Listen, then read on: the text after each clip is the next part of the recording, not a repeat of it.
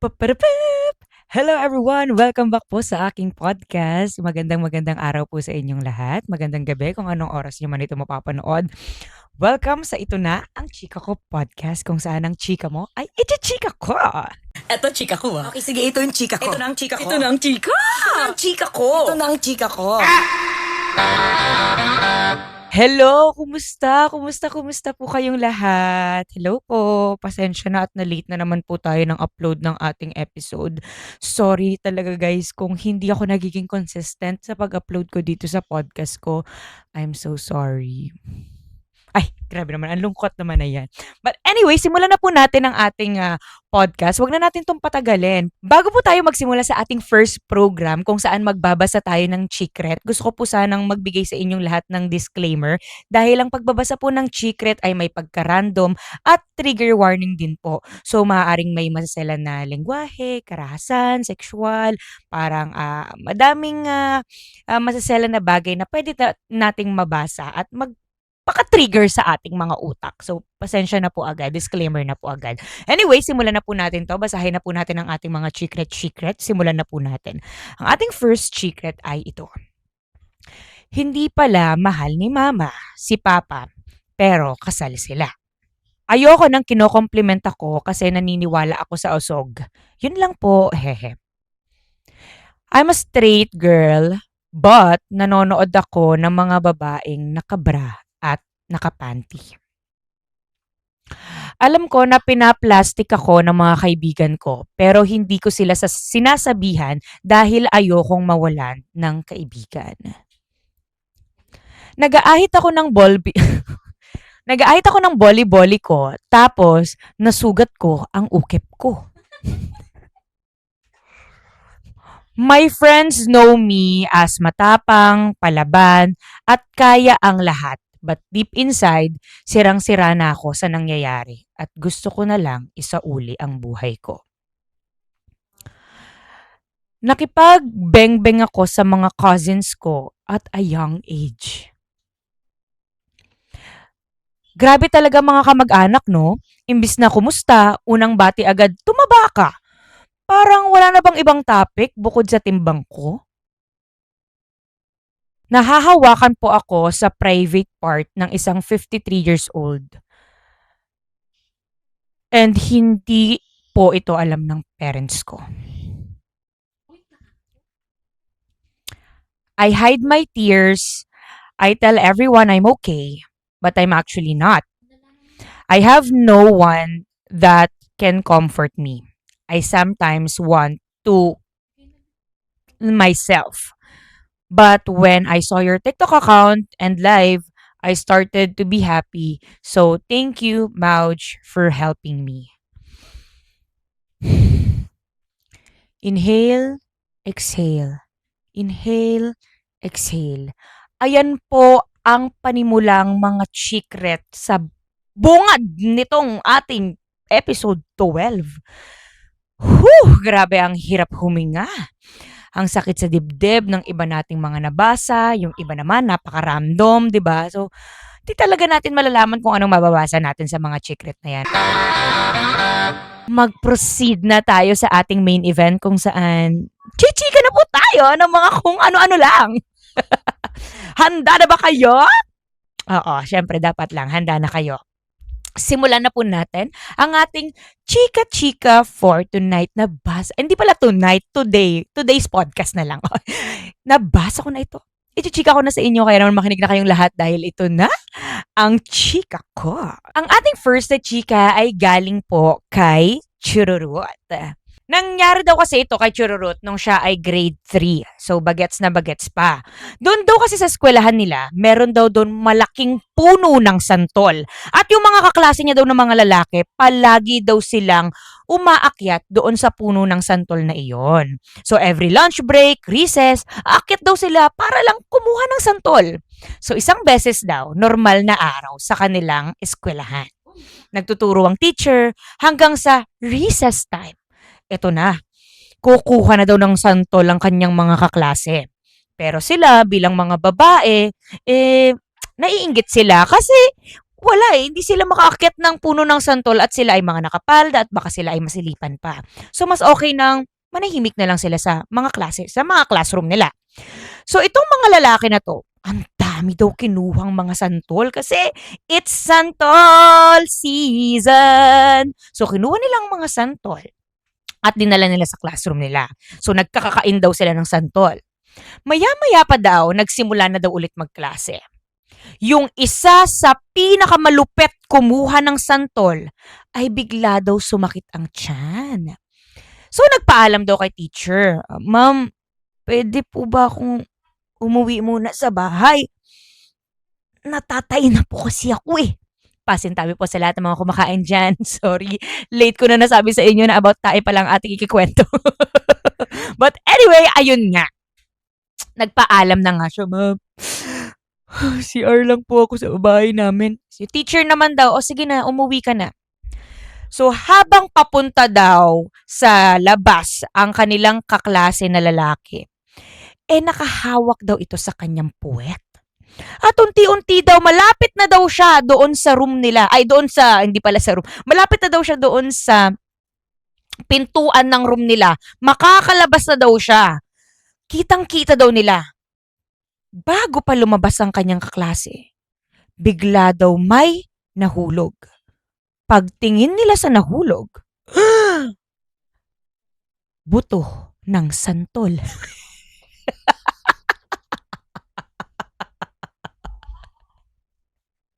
Nagsitawanan daw ang lahat ng klase. Pati daw yung mga boys at the back, apakalakas daw talaga ng kanilang hiyaw at sigaw at tawa.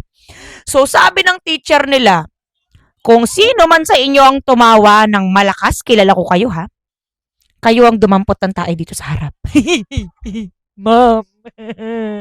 Ma'am naman eh. At ayun daw, ang pinaka hindi niya makakalimutang experience nung siya ay grade 3 student dahil sa santol. Nakakaloka nga kasi, yung itsura daw yung itsura daw nung tae, hindi daw talaga mukhang tae, kundi buto daw talaga ng santol na nanggaling talaga sa puwet niya at inilabas niya. Ayun daw, ayun daw ang lumabas sa puwet ng kanyang kaklase. Ayan, santol pa more. Anyway, thank you so much for your chika-chika chururut at ang santol ng iyong kaklase. Mag-proceed na po tayo sa ating next na chika. At this chika is from Sesang. Makinig na kayong lahat dahil ito na ang chika ko. This chika is, gusto ko lang sabihin sa inyong lahat guys na may trigger warning din. Oo. Kaya alam mo, mabilis tayo, baka mapikon tayo dito or yung reaction natin hindi natin makontrol, kaya trigger warning po. So si Sesang daw kasi, katuwing bakasyon, nagsisiuwian daw silang magpipinsan sa kanilang probinsya. So umuwi daw sa kanila yung mga taga Pampanga at taga Quezon City na mga pinsan niya at doon daw sa kanila pumunta. Si Sesang, ilang taon lang siya that time, mga 10 or 11 years old, sobrang bata pa. Syempre may mga pinsan siyang mga lalaki, may mga pinsan siyang babae, hanggang sa, ayun na nga, naglaro na nga sila ng bahay-bahayan. Ang isa niyang pinsan ay ang nanay at ang isa niya namang pinsan ay ang tatay. So naglalaro na sila. Maya-maya pa, habang naglalaro sila doon sa may bahay-bahayan nila, may narinig daw siyang salita ng kanyang nanay-nanayan. Ang sabi daw ng nanay-nanayan niya na, "Sige na, ipasok mo na. Hindi naman ako mabubuntis eh." Nagulat daw siya, na-shock daw siya sa mga narinig niya. So, nagtaklob daw siya ng kumot. Kasi siya yung anak bali anak-anakan, ganun. Kasi nga naglalaro sila ng bahay-bahayan. So, nagtakip daw siya ng kumot. Pagtakip niya daw ng kumot na ganun, nakita niya daw sa gilid, sa peripheral vision niya, nakita niya na nakahubad daw yung pinsan niya. Yung mga pinsan niya ay nakahubad daw. Hindi niya na ikinuwento ang sunod na mga nangyari, pero sabi niya sobrang traumatizing daw. At hindi niya din daw ito masabi sa mga pinsan niya every time na may gathering sila or may family reunion sila. Parang every time na makikita niya daw yung mga pinsan niya na yon, nandidiri daw siya. Nakakaloka! Ito na naman tayo sa sumisikip ang dibdib ko. Bakit? Ganyan!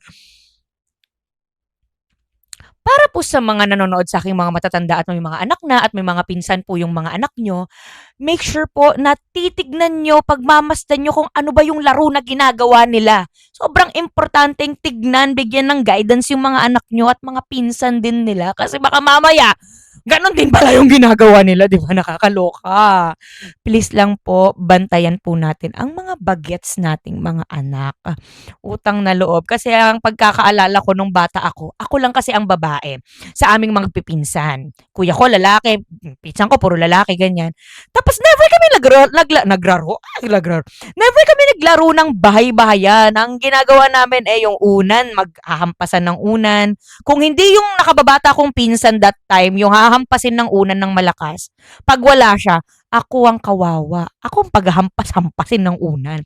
Siguro ganun mga laro na lang yung ituro nyo sa mga magpipinsan. Huwag na sila maglaro ng bahay-bahayan kasi nakakatakot. Nakakatakot yung ginagawa nila. Nakakaloka. Parang, please, pakibantayan po ang mga bata. Nakakaloka. Hindi ko na alam ang sasabihin ko kasi naloloka lang talaga ako. Heist. Hoy, mga bagets naman dyan na nanonood sa akin kung meron mang mga bagets na nandito sa podcast ko. Utang na loob, huwag kayong ganyan, ha? Maglaro na lang kayo ng Mobile Legends. Kung ano mang pwede nyong laruin, huwag na lang kayong maglaro ng nanay-nanayan, tatay-tatayan na yan. Huwag na lang magganyan-ganyang mga laro. Naku, Diyos ko. Anyway, huwag nating masyadong upuan yan at mag-proceed na po tayo sa next na ating chika. Makinig na kayong lahat dahil ito na ang chika ko. Alam nyo, habang binabasa ko itong chika na to, talagang nasabi ko sa sarili ko na, grabe, ito ang tunay na kaibigan. Ganon. So, ito na nga. This chika is from Jade. Sabi dito ni Jade, nangyari daw ito sa kanya nung siya ay grade 2. Meron daw siyang isang kaklasmate na babae. Ang pangalan ng kanyang kaklase ay si Isha. Si Isha daw that time ay nagpasama kay Jade mag-CR. Sabi niya, Jade, samahan mo naman ako mag-CR, natatay kasi ako. So, pasintabi po ulit sa lahat ng mga kumakain dyan. About Eyat naman po ang ating idichika. About Eyat na naman po ang ating idichika. Okay. Jade, samahan mo naman ako, nasi-CR na ako. Yan, sakit-sakit ng tiyan ko. So, si Jade naman daw bilang butihing kaibigan, sinamahan niya ang kanyang kaibigan na tumae sa CR nila. So, habang sila ay nandun sa loob ng CR, sabi daw ni Isha, Jade, ang sakit na ng tiyan ko. Ayaw lumabas ng tae ko. Sabi daw niya kay Jade. So, si Jade naman bilang concerned citizen ng kanya, bilang concerned na kaibigan, lumapit daw siya dito kay Isha. Sabi niya, bakit ang sakit? Bakit hindi mo malabas? Hindi ko alam ang sakit. Ang ginawa daw ni Jade, pumwesto siya sa likuran ni Isha at hinilot-hilot niya daw ang taas ng puwet ni Isha. Yung dito ba? 'Di ba pag tumatay ka yung dito? Yan daw, yung malapit daw dito sa may, sa may butas ng puwet mo, yung hiwa mismo ng puwet mo, yung malapit daw doon, ginanon-ganon daw ni Jade. So, hinilot-hilot daw niya talaga pag no? Ganon daw niya hinilot. Hanggang sa lumabas daw yung tae ni Isha. Sabi daw ni Isha, ano bang ginagawa mo? Ba't mo ba ginagawa yan? Be, tinutulungan kitang tumae para lumabas na yung tae mo. Hinilot ko yung butas ng puwet. Ay, hinilot. Butas ng puwet yung hinilot. Butas ng puwet yung hinilot. Ginanong gano'n. Hindi. Hinilot ko yung taas ng puwet mo para malabas mo yung tae mo. Ah, ganun ba? O sige. So, nakaupo lang ganyan. Ka na mag-alala. Sige na, ako nang bahala. So, hilot hanggang sa tumunog na yung tubig. 'Di ba kapag lumabas na yung tae mo, tutunog na yung tubig. Gaganon na parang plak, plak, gaganon na. So, pagkarinig nila nun, ang saya-saya daw nilang dalawa kasi lumabas na yung tae ni Isha. very ano yung tawag, i-ano mo talaga siya, hindi mo talaga siya makakalimutan kasi grabe yung ginawa sa akin ng kaibigan ko. Pinatain niya ako. Hindi niya man ako sinabihan na, hindi gano'n eh. 'Di ba ang mga nanay kapag tatae tayo ang sasabihin lang naman sa atin, o kung sino man yung nagpapatae sa atin, gano'n lang naman sila eh. Pero si Jade hindi. Hinilot niya ang puwet ni Isha para lumabas ang tae niya. That's what friends are for. Yes. So let's proceed. Ano, bulalyar. So let's proceed na po sa ating next na chika. Makinig na kayong lahat. Parang ang bilis-bilis natin. Anes, ang bilis natin chumika. Ano ba yan? Okay. Ang ating next na chika ay galing po kay Chururot. Makinig kayong lahat dahil ito na ang chika ko. Meron daw naging boyfriend ito si Chururot nung high school siya. 2 years siyang nanligaw pero 1 buwan lang daw ang itinagal nila. Nakakaloka pa nga daw eh kasi habang nanliligaw daw itong si lalaki, bigla daw siyang finrenzone. Like, bakit mo ko ipiprenzone? Di ba ikaw yung nanliligaw? Bakit mo yun ginawa sa akin? Kung kailan nahuhulog na ako sa'yo, gumagaan na yung pakiramdam ko para sa'yo, kung kailan ginulo-gulo mo ako dito, tapos bigla mong sasabihin sa akin na if-friendzone mo ako, mas okay sa atin na maging magkaibigan na lang? Hanggang sa parang makalipas ang ilang araw, fast forward daw. Nag-chat na naman daw sa kanya itong si lalaki na nanliligaw sa kanya. Sabi daw nung lalaki na, ay hindi na lang pala kita gustong kaibiganin, gusto pala kitang jowain. So, since malambot na nga ang puso ni Chururot dito kay lalaki, sinagot na daw niya. Hanggang sa one time daw, yung pinsan niya daw ay lumapit daw sa kanya. Tapos, parang hinihiram yung cellphone, ganyan. Hanggang sa bigla rin daw lumapit yung kanyang tatay. So, syempre kinakabahan siya kasi, ano ba yan? Ba't biglang lumapit si Papa? So, sabi ng tatay niya, ano bang ginagawa niyo? Patingin niya ng cellphone mo. Gumanon daw yung tatay niya. So, sa sobrang takot, ibinigay niya yung cellphone niya sa kanyang tatay. Pagkabigay niya sa papa niya, nagulat yung tatay niya kasi, sino ba to? Ano ba to? Boyfriend mo ba to? Sabi daw ng tatay niya. Tapos,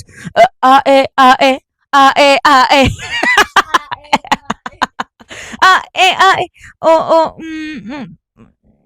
opo. So, ang nangyari, hindi naman daw nagalit ang kanyang tatay.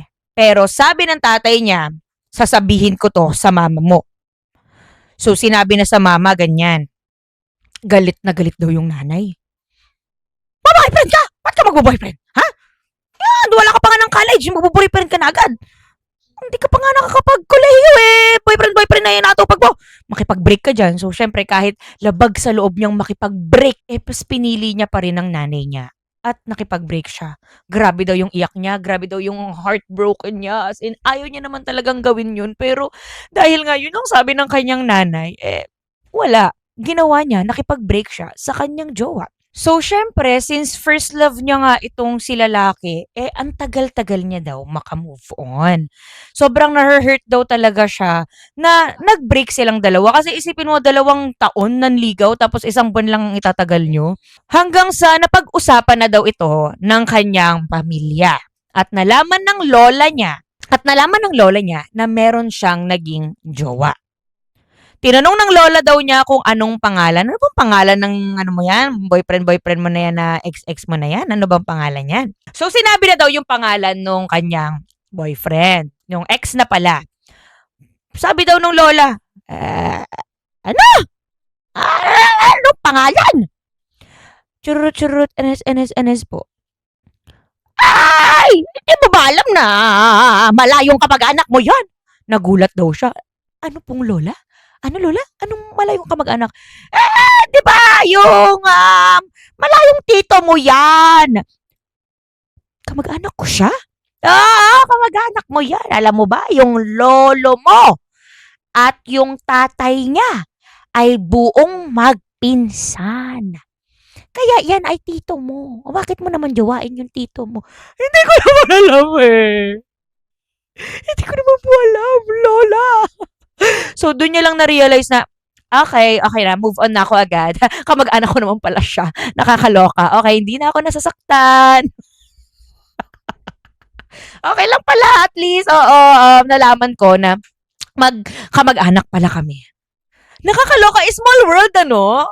Yung mga ganyan, mga eksena-eksena na ganyan, yung parang nagkakajowaan yung magpinsan, magtito, maglolo, So, sobrang laki ng pamilya ng mga Pilipino. 'Di ba? Extended, pa-extend yung pamilya nila. Eh, hindi na din nila alam na, shit, kamag-anak ko pala yun. Ay, 'di ba? Ganyan. So, mas mabuti na talagang mag-confirm kayo sa inyong mga nakatatandang mga kamag-anak bago kayo mag-boyfriend para lang din ma-make sure na sigurado bang hindi ko kamag-anak 'to kasi baka mamaya sabihin na naman ni Lola na kamag-anak ko 'to eh. Ganon. Para lang ma-make sure. Para lang ma-make sure nyo. So, instead na malungkot-lungkot pa siya, na shock-shock na lang talaga siya, dahil ayun nga, kamag-anak niya pala ang kanyang ex. Ano ba yun? Anyway, mag-proceed na po tayo sa ating next na chika. Simulan na po natin ito. Ito na ang chika ko. And this chika is from Chururuat. Sabi niya dito, one time po, nalaman ko na may girlfriend na si kuya. Nagka-jowa na daw ang kanyang kuya. Eh, itong si Chururuat, bilang bagets-bagets pa at baby ng lahat, eh gustong-gusto daw talaga niyang humiram ng mga cellphone, magse-selfie, tas pupunta sa recently delete photos, i-delete niya din yung selfie niya. Mahilig siya mangialam ng cellphone, ganun siya. So, since nagka-girlfriend na nga ang kuya niya, eh madalas daw nakikita sila ng girlfriend, madalas din daw pumupunta ang girlfriend niya doon sa bahay nila, at yung girlfriend daw talaga niya ay parang ang ehel, parang hulog ng langit, parang walang gagawing masama, ganon. So, ang nangyari, hiniram daw nito ni Chururut ang cellphone ng kanyang kuya. Kinuha ang cellphone ni kuya. Kuya, pa-selfie ah. So, picture, pak, selfie, selfie. Uy, ganda ko dito. Oh, okay, delete ko na din yung iba. Send ko na lang yung iba sa akin. Dinilit niya. Eh, mahilig nga siyang pumunta ng recently deleted photo, ganyan. So, pumunta siya doon. Tapos, pagkatingin niya, nakita niya ang girlfriend ng kuya niya na kumakain ng talong. Naloka daw siya kasi nakita niya yung anes ng kuya niya na kinakain daw ng girlfriend niya. Sobrang loka daw siya. Hindi niya daw alam kung anong gagawin niya. Medyo na-trauma daw siya at that time. Pero alam niyo, ang pinaka nakakaloka na ginawa niya, ito, ichichika ko sa inyo.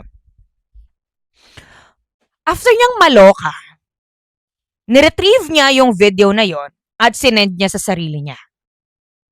Bakit mo yun ginawa, te? Nakakaloka ka din. Sabi niya dito, siguro ate, baliw ako kasi may copy ako nun. Pang blackmail lang. Siguro kapag nainis ako sa kanya ng sobra, ha, charot. Kung nanonood ka sa akin ngayon, gusto kong sabihin sa'yo na i-delete mo na yan. Hindi mo property yan, hindi mo video yan, hindi galing sa'yo yung video na yan, hindi ikaw yung nasa video na yan, kaya kung ako sa'yo, i-delete mo na yan. Kahit sabihin mo hindi mo siya ikakalat, bakit nasa'yo yan? Yung utak ko, ginajudge ka na. I-delete mo na yan. Okay? Okay. Thank you. Doon ako pinaka-naloka, te. Parang, actually, nung binabasa ko siya, sabi ko, ay, another chika na naman na parang, ano ba yan? Ganito na naman yung chika. Pag mga ganun kasi, like, paulit-ulit na parang ganyan, mga may, alam mo yon parang puro bastos. Pag paulit-ulit bastos yung nababasa ko, medyo na ano yung utak ko na parang, ano ba to? Anong something? Anong twist? anong twist nung chika? Tapos nung nalaman ko pagkabasa ko sa dulo na parang may copy daw siya, naloka ako, te. Parang ganito ako, oh. Te, kaya ako pinili yung chika mo para sabihin sa'yo na i-delete mo yung video. Nakakaloka ka. Dinilit na nga ng kapatid mo, ba't mo pa i-retrieve at bibigyan ng copy yung sarili mo? 'Di ba? Anyway, let's proceed na po sa ating next na chika. Makinig na tayong lahat. Inhale, exhale, inhale, exhale. Nag-toothbrush ka ba? Hindi pa nga eh, kaninang umaga pa eh. Ay, lumabas ka kaninang umaga, hindi ka nag-toothbrush. Ay, sorry. Sorry po. Let's proceed na po sa ating next na chika. At itong chika po talaga at itong chika na to talagang sobrang tawang-tawa ko. Sana matawa din kayo. Sobrang bilis lang din ng chika na to, pero medyo papahabain natin. This chika is from Chururut. Grade 6 daw siya nung nangyari ito sa kanya. Doon daw kasi sa paaralan nila, mahilig daw sila magsilipatan ng room. So, every after class, lilipat daw sila sa ibang room. Ganyan.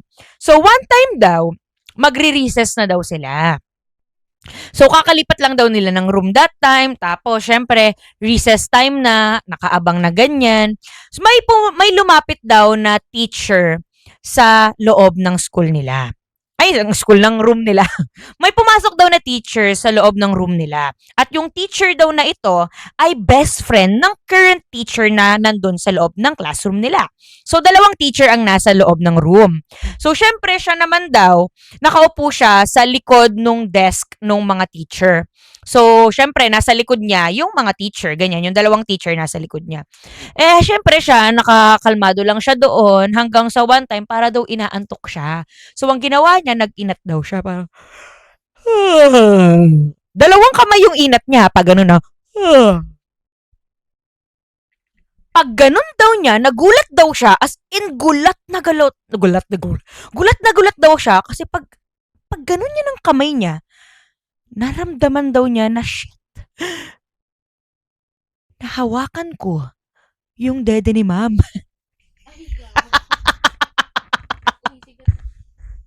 Sabi niya dito, shock ako ma, nahawakan ko yung suso ni ma'am. Pagka ganun niya daw ng kamay niya, as in gulat na gulat daw siya, hindi niya daw ina-expect kasi pagka ganun niya, ma'am, sorry po, sabi daw ng teacher.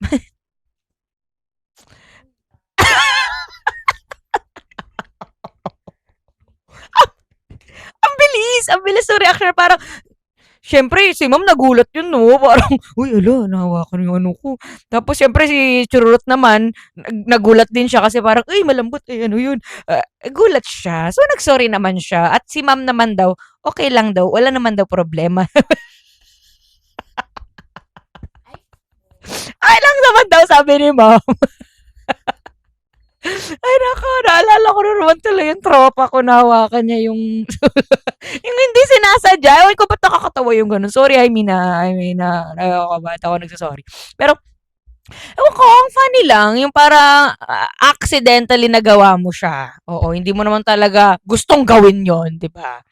Nakakaloka kasi, ganun yung reaction talaga niya. Parang, hello, ma'am, sorry, hindi ko sinasadya. Parang ang laking kasalanan daw ng ginawa niya. Pero, okay lang naman daw kay ma'am. Dahil alam naman daw ni ma'am na wala naman daw talaga siyang kasalanan. Anyway, let's proceed na po sa ating next na chika. This chika is from Jeremiah. At gusto ko lang sabihin sa'yo, Jeremiah, na sana sa susunod na mga araw ay maging okay ka. Hugs to you. Yeah. May message agad, hindi pa nakikwento. Ito na nga ang chika ko.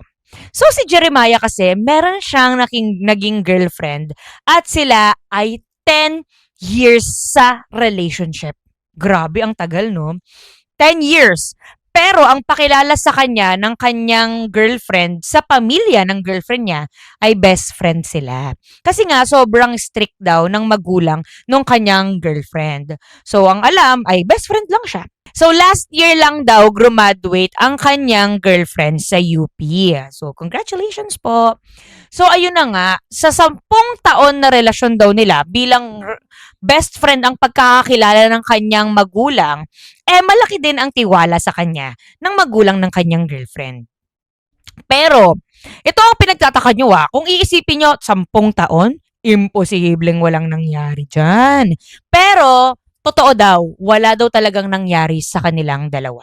Sa 10 taon nilang magkarelasyon, sobrang nirerespeto niya daw ang kanyang girlfriend at ayaw daw niyang may mangyari sa kanila hanggat hindi pa sila ikinakasal. Ganun siya kadedikado sa kanyang girlfriend kasi mahal na mahal daw niya yung girlfriend niya. So, ang nangyari ganito. December 2, 2025, Daddy Rob? Charot. December 2, 2025. Na ospital daw itong si Jeremiah. So, chat daw siya ng chat sa kanyang girlfriend. Sabi niya sa girlfriend niya na, dalawin mo naman ako, ganyan, nandito ako sa ospital. Sabi ng girlfriend niya, busy daw siya at hindi makakapunta sa ospital. Okay lang naman kay Jeremiah that time. Siguro busy talaga yung girlfriend ko. Hindi niya ako madalaw dito sa ospital. Sige, hayaan ko na lang. Hindi ko na lang muna masyadong iisipin. Hanggang sa, ayun na nga, medyo dinamdam din daw niya yon kasi parang lagi akong nandyan para sa kanya. Graduation day, nandyan ako. Pag merong may masakit sa kanya, dadalan ko pa siya ng kung ano-ano. Ang dami kong sinakripisyo para sa kanya. Sa oras na yon na nasa ospital ako, hindi niya man lang ako binigyan ng time. Parang ganon yung nasa utak niya. Pero okay lang daw kasi ganon niya kamahal yung kanyang girlfriend. So, ito na. January 5, 2026. So, January 5, 2026, pumunta daw si girlfriend sa condo niya. Pagpunta daw ni girlfriend sa condo niya, may dala-dala daw itong cellphone at saka bag. So, nag-CR daw muna yung kanyang girlfriend. Sa condo niya to Sabi niya, ay, parang pagod na pagod yung girlfriend ko, ililigpit ko na nga yung gamit niya. Nakita niya kasi doon sa mga gamit ng girlfriend niya, doon sa bag ng girlfriend niya, ang daming papel, ang daming papeles, ganyan. So, chinek niya, parang iaayusin niya lang naman, hindi pala chinek, aayusin niya lang naman. So, aayusin niya lang naman hanggang sa nakita niya, merong envelope doon ng ospital. So, nagulat siya kasi bakit may envelope ng ospital dito? Ano to? Pagka-check niya, ultrasound at pregnancy test. Nagulat siya kasi, bakit may ultrasound? Bakit may nabubuong baby sa tiyan ng girlfriend ko? Wala namang nangyari sa aming dalawa. Sa 10 taon naming magjowa, walang nangyari sa amin. So, kinonfront niya ngayon yung girlfriend niya paglabas ng CR. So, si Jeremiah, kinausap niya yung girlfriend niya. Sabi niya, ano to? Umiyak daw ng malala yung girlfriend niya sa harap niya at inamin na meron daw siyang nakasex nung December, kung kailan nasa ospital siya.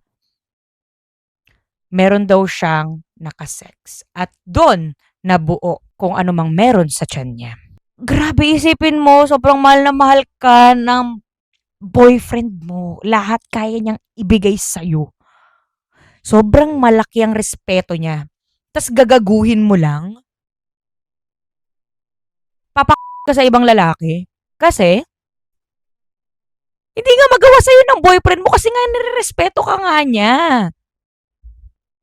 Actually, wala nang ibang sinabi si Jeremiah sa kwento niya. Ang sinabi niya na lang ay, ayun, kinonfront niya yung girlfriend niya at doon natatapos yung kwento after ng confrontation. Doon na lang natatapos yung kwento. Pero alam mo, feeling ko sobrang sakit talaga kasi syempre straight gay siya. Hindi niya masabi sa akin yung tunay niyang nararamdaman. Pero alam ko sobrang sakit nun, te. Sobrang sakit talaga. Parang grabe, 10 taon, te. Tapos mag-cheat ka lang sa akin, mag-cheat ka lang. Pero grabe, ang sakit-sakit nun. Kaya, 'di ba, sabi ko nung umpisa, bago ko i-chika yung kwento ni Jeremiah, hugs to you at sana umokey ka sa mga susunod na araw. Kasi mahirap maka-move on sa ganyan. Pero again, hindi natin siya kayang upuan dahil nagpo-podcast tayo. Damdamin na lang natin siya after ng podcast. But anyway, let's proceed na sa ating next na chika. Makinig na kayong lahat dahil ito na ang chika ko. This chika is from Ale. Sabi dito ni Ale, kinuwento daw sa kanya ito ng kanyang tita Carla kasi hindi niya maalala na ginawa niya ito. So, sa probinsya daw kasi nila, malaki ang lupain ng kanyang lolo't lola. Talaga naman, grabe yung energy. Tapos, that time daw, sabi ng mga magulang niya, Carla, pwede bang pakialagaan muna si Ale kasi lalabas kami, aalis kami. Sabi naman ni Tita Carla, okay, sige, ako na ang bahala sa aking pamangkin. So, syempre, umiyak daw nun that time si Ale kasi, iwan ako nila mama. Sama ako. Hindi ka na pwede sumama, alis sila, bawal bata doon, dito ka na lang sa akin. So, syempre, sa iyak nito ni Ale, binigyan siya ng lollipop ni Tita Carla. Bigay ng lollipop. So, di natuwa naman siya, syempre, bata, Eh, di kumain na siya ng lollipop. Eh, si Tita Carla, may dalawa siyang anak. Ang dalawa niyang anak ay isang babae at isang lalaki. Tawagin na lang natin silang si Ella at si Totoy. Si Ella at si Totoy nakita na binigyan ng nanay nila ng lollipop ang pinsan nila. Dito na nagsimula ang inggit sa mga katawan nila. Bakit si Ale may lollipop? Bakit kami wala? Eh, nanay namin yun ah. So ngayon, sabi nila sa isa't isa, makakaganti din tayo dyan, makakaganti din tayo dyan. Sabi ni Tita Carla, Ella, Totoy, tignan niyo muna si Ella dahil si Ale ang pinakabata sa magpipinsan. Siya ay 4 or 5 years old that time, eh medyo matatanda na ang kanyang mga pinsan ng mga 3 taon or parang mga 5 taon, ganyan. So sinabi ng kanyang sabi ni Tita Carla, Ella, Totoy, bantayan niyo muna si Ale ha at ako ay may gagawin lang. Si Totoy at si Ella ay nagtinginan. Para bang may masamang binabalak kay Ale. Pero syempre, hindi nila ito ipinahalata. Sabi lang nila, Opo, Mama. Thank you, Mama. So, kumakain lang ng lollipop. Hanggang sa pumunta na daw sila doon sa lupain ng kanilang lolo't lola. Marami daw kasing kalabaw itong lolo't lola nila. So, syempre, that time, nakita nila na, alam mo yung itsura ng tae ng kalabaw, yung malalaki, tas bilog na bilog, ganyan. Di ba ginagawang fertilizer yon? But anyway, ayun nga, ang lalaki. Sabi naman daw nila habang naglalaro sila dun sa may palayan, Ale, tignan mo, chocolate to, malaking chocolate. Syempre, bata si Ale, sabi niya, totoo po ba? Kuya, Totoy, Ate Ella, chocolate po yan. Oo, chocolate yan! Tikman mo. Dali, tikman mo. Chocolate yan.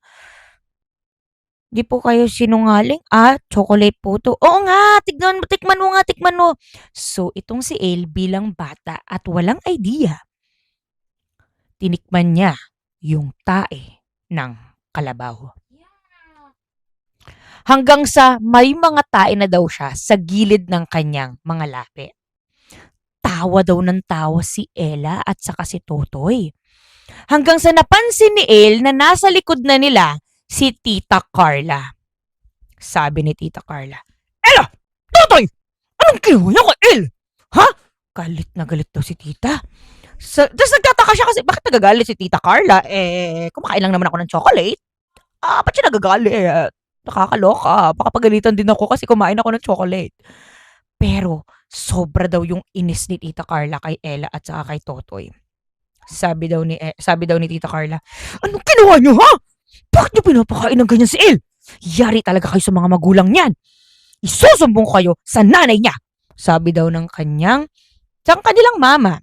So ngayon, ang ginawa daw ni Tita Carla, kinuha niya daw si Ale at pinaliguan daw, tinutbrushan, inayusan, ganyan-ganyan.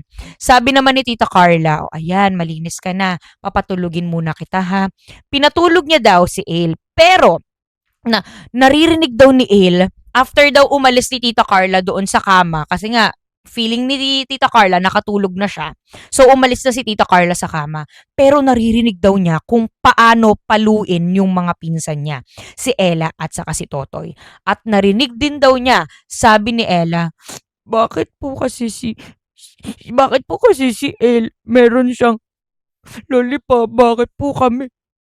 Wala po kaming lollipop. Dahil lang sa lollipop, papakainin nyo na tayong pinsan nyo! Palo, as in grabe daw ang palo na narinig niya doon sa mga hampas ni Tita Carla kay Ella at Totoy. At doon na po natatapos ang kwento. Ikinuwento lang daw ulit ito sa kanya ni Tita Carla kasi hindi niya nga daw maalala. Pero habang kinikwento daw to ni Tita Carla sa kanya, natatawa daw silang dalawa. Favorite ka ng tita mo te. Oo. Pero grabe naman si Totoy at saka si Ella. Ba't naman nila ginawa yun, di ba? Parang, alam nyo, ang inggit talaga ay walang walang gamot dyan. Pag inggit ang isang tao sa inyo, layuan nyo na yan. Wala na yan, babarangin na kayo niyan. Wala, kahit may evil eye kayo, kung inggit na inggit sa'yo, wala. Grabe ang galit niyan sa'yo.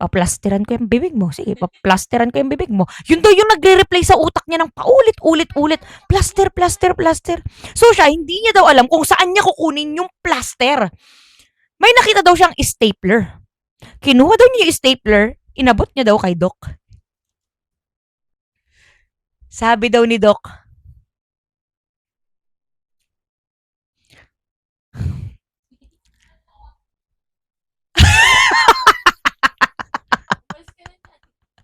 sa mga hindi po nakakalam, ang plaster po ay band-aid or parang basta yung pang-cover, ganyan, malaki. Pero gulat na gulat daw siya kasi shit, hindi ko naman alam kung ano yung plaster. Akala niya daw talaga yung plaster ay stapler. Kaya yun daw ang inabot niya sa doktor. So, syempre, yung katabi naman daw niya, alam kung ano yung plaster, pero hindi daw ginawa kung ano yung, hindi daw inabot kay Doc kung ano yung plaster. So, siya daw yung napahiya. Sabi niya dito, ate, hindi ko na po itinuloy ang pag-nursing ko kasi baka mamaya mapahamak pa po ang mga pasyente ko. imbes na ano ko na i-bandage ko na yung kanilang mga sugat, eh baka mas masugatan ko pa po sila at stapleran ang mga sugat nila. Ay nako, nakakaloka. Napailing na lang daw talaga si Doc, parang, Danak, bawal ka dito. Mag-iba na lang ng kurso. Pagdating mo ng kolehiyo, ibahin mo na lang. Anyway, thank you so much everyone sa lahat na nakinig sa aking podcast. Thank you so much po. Sana nag-enjoy kayo kasi sobrang nag-enjoy din po ako. Parang no, wala pang isang oras itong podcast natin. Anyway, thank you guys so much. Sa lahat ng gusto pong mag-send ng mga chikret at ng mga chika-chika, available po ang link na nasa bio ko. Facebook, Instagram, TikTok. Click nyo lang po yung link and dun po kayo mag-share ng inyong mga chika-chika. Ayun lang po. Thank you so much. I love you all. Thank you sa suporta. And please, subscribe po kayo sa YouTube channel ko dahil malapit na po tayo mag 6,000 subscribers. Thank you everyone. Hindi ko alam kung paano matatapos na basta bigla na lang mawawala.